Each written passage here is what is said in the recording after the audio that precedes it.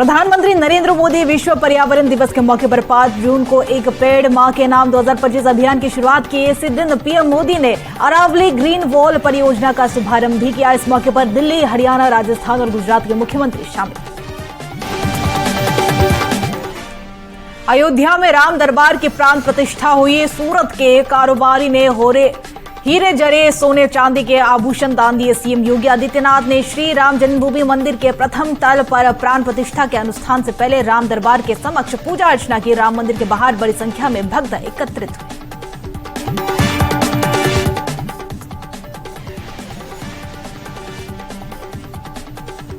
CM Mamata Banerjee अगले हफ्ते सोमवार को प्रधानमंत्री नरेंद्र मोदी से मुलाकात करने दिल्ली जाएंगे। ममता पीएम मोदी से राज्य का बकाया 1,70,000 करोड़ रुपए देने के लिए कहेंगे। साथ ही सोमवार को विधानसभा खुलने के साथ ही ऑपरेशन सिंदूर की टिप्पणी को लिए टीएमसी के खिलाफ विरोध प्रदर्शन शुरू हो जाएगा।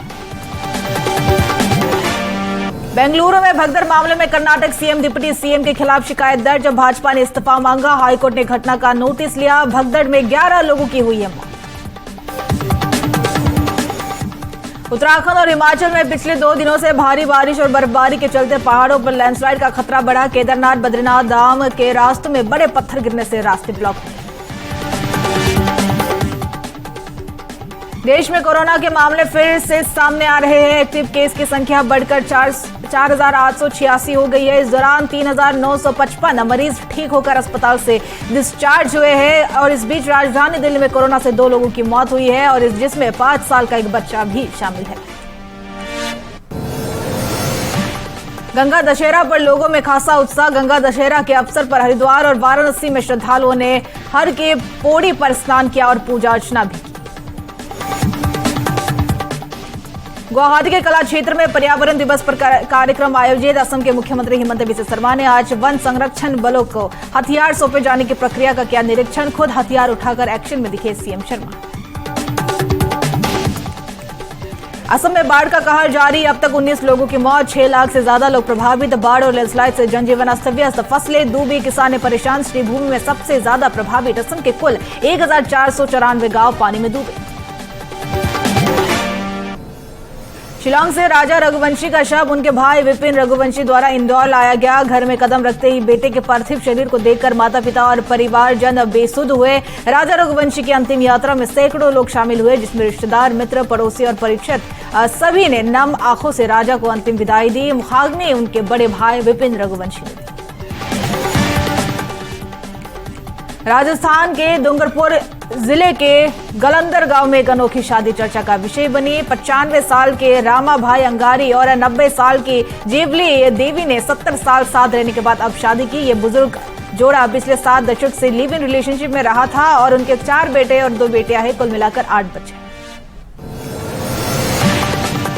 राजस्थान के दौसा में 32 वर्षीय साध्वी राधा दीदी ने 15 साल की तपस्या के बाद भगवान शिव से विवाह की। शिवलिंग को वरमाला पहनाकर 7 फेरे लिए और बारात भी निकाली गई। उत्तर प्रदेश के मुख्यमंत्री योगी आदित्यनाथ की जन्मदिन आज। अयोध्या में विश्व हिंदू परिषद के आलोक कुमार ने आज संतों और अन्य लोगों के साथ उत्तर प्रदेश के मुख्यमंत्री योगी आदित्यनाथ को जन्मदिन की शुभकामनाएं दी। पाकिस्तान के पूर्व विदेश मंत्री बिलावल भुट्टो ने जरदारी ने पीएम मोदी को इजरायली पीएम बेंजामिन नेतन्याहू का सस्ता वर्जन बताया। संयुक्त राष्ट्र में भुट्टो ने कहा कि मोदी खुद को इजरायली पीएम जैसा बनाने की कोशिश कर रहे हैं, लेकिन वे उनके आसपास भी नहीं है। हम भारत सरकार से अपील करते हैं कि वो खराब उदाहरणों से प्रेरित न हो।